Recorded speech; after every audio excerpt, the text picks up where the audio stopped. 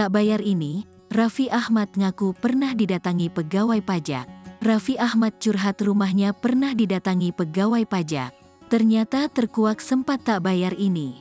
Nama Raffi Ahmad tengah ramai disangkut pautkan dengan artis inisial R yang diduga terlibat pencucian uang dengan Rafael Alun Trisambodo. Di sisi lain, Raffi Ahmad menceritakan pengalamannya saat rumahnya pernah didatangi pegawai pajak. Lantas, apa penyebab rumahnya sampai didatangi pegawai pajak? Hal ini diungkap Raffi Ahmad saat bertemu dengan teman lamanya, Vasco Russeimi.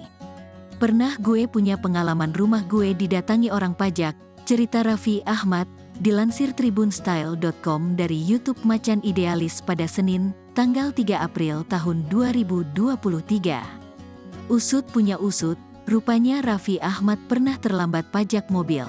Pajak mobil gue, lupa, terang suami Nagita Slavina itu. Pengakuan itu membuat Vasco terkejut.